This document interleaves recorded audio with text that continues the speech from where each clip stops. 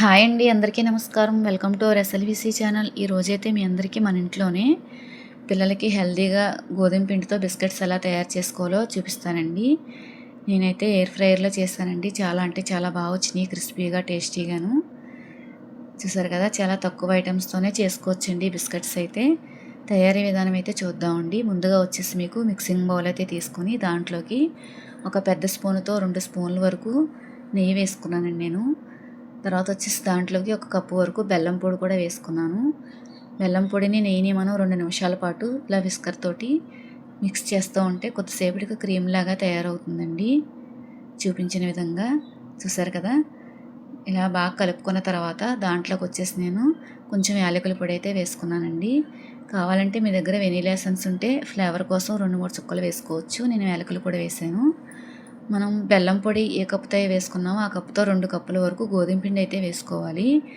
నేనైతే కప్పున్నర గోధుమ పిండి వేసుకున్నానండి. అరకప్పు వచ్చేసి రాగి పిండిని కూడా వేసుకున్నానండి. ఇలా వేసుకున్న తర్వాత మనం మొత్తం చేతితోటి ఒక ముద్దలాగా అయితే తయారు చేసుకోవాలి. చపాతీ పిండి మనం ఏ విధంగా చేసుకుని కలుపుకుంటాం అలాగా ముద్దలా తయారవటం కోసం కొద్ది కొద్దిగా బాల్ అయితే కలుపుకుంటున్నానండి.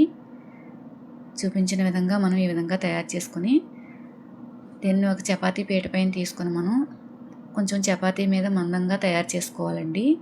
నేను 2 భాగాలుగా అయితే చేసి ఒక భాగాన్ని అయితే చేస్తున్నానండి. ముందుగా నేనైతే బటర్ పేపర్ పెట్టి అయితే చేశానండి. దీనిపైన వేసుకొని మనం చపాతీ పీట పైన చేసేసుకోవచ్చండి, ఇబ్బంది ఏమీ లేదు. నేను మామూలుగా బటర్ పేపర్ పెట్టి చేశాను. ఈ విధంగా చేసుకున్న తర్వాత మనం చపాతీ మీద కొంచెం మందంగా చేసుకోవాలండి. మన బిస్కెట్లు ఉంటాయి కదా, బిస్కెట్ సైజులో మనం ఏదైనా మూత చూసుకుని ఆ మూతతోటి ఈ విధంగా అయితే కట్ చేసుకోవాలి. మనకి ఏ షేప్ కావాలో ఆ షేపు. చూసారు కదా, నేనైతే రౌండ్గా ఒక మూత అయితే తీసుకుని ఈ విధంగా కట్ చేశానండి. మనం తీసేటప్పుడు కొంచెం జాగ్రత్తగా తీసుకోవాలి, అది బ్రేక్ అవుతూ ఉంటుందండి పిండి. చూసారు కదా, ఈ విధంగా తీసుకుని ఈ మందంలో అయితే చేసుకోవాలి. వీటన్నిటినీ కలిపి మనం ఈ విధంగా ఎయిర్ ఫ్రైయర్లో పెట్టేసుకోవాలి. ఒక్కొక్కటిగా తీసుకుని మొత్తం అన్ని ఈ విధంగా పేర్చుకోవాలండి. మనం స్టవ్ పైన కూడా చాలా ఈజీగా చేసుకోవచ్చండి ఈ ప్రాసెస్. మీకు కొంచెం మందంగా ఉన్న గిన్నె పెట్టుకుని దాంట్లో ఒక స్టాండ్ పెట్టండి. ప్లేట్లో కొంచెం బటర్ పేపర్ వేసి మనం ఈ బిస్కెట్స్ పెట్టుకుని ఒక 15 నిమిషాల పాటు కుక్ చేసుకుంటే బిస్కెట్స్ అయితే రెడీ అయిపోతాయండి. స్టవ్ పైన కూడా ఎయిర్ ఫ్రైయర్లో అయితే మీకు 180 డిగ్రీస్లో ఒక 10 మినిట్స్ అయితే పెట్టానండి నేను. చూసారు కదా, ఇవి 10 నిమిషాల్లో అయితే రెడీ అయిపోతాయండి మనకి. ఈ లోపు వచ్చేసి మనం మిగతా పిండిని కూడా నేనైతే అర్ధచంద్రాకారంలో చిన్న చిన్న బిస్కెట్స్ అయితే చేస్తున్నానండి. ఆ క్యాప్ తోటిని మనం చూపించిన విధంగా ఈ విధంగా కట్ చేసుకుంటే మన బిస్కెట్స్ అన్నీ కూడా ఇవి కూడా రెడీ అయిపోతాయి. చూసారు కదా, వీటన్నిటిని కూడా ఈ విధంగా కట్ చేసుకునండి.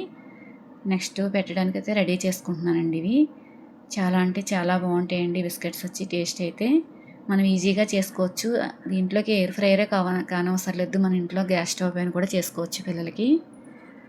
చూసారు కదా, వీటన్నిటిని కూడా రెడీ చేసిన తర్వాత ముందు బిస్కెట్స్ తీసేసి ఇవి కూడా రెడీ చేసి పెట్టేశానండి ఎయిర్ ఫ్రైయర్లోని. సేమ్ అండి, ఇది కూడా 180 డిగ్రీస్ 10 మినిట్స్లో పెట్టేశానండి టైం అయితే. ఇవి కూడా రెడీ అయిపోయినాయి. చూసారు కదా, కొంచెం చల్లారిన తర్వాత చాలా క్రిస్పీగా ఉంటాయండి బిస్కెట్స్ అయితే. మీరు కూడా తప్పకుండా ట్రై చేయండి మీ పిల్లలకి. చూసారు కదండి, చాలా క్రిస్పీగా అయితే వచ్చినాయి హెల్తీగా బిస్కెట్స్. బయట కొనే పని లేకుండా. మా వీడియో నచ్చింది అనుకుంటున్నానండి. థ్యాంక్ యూ అండి.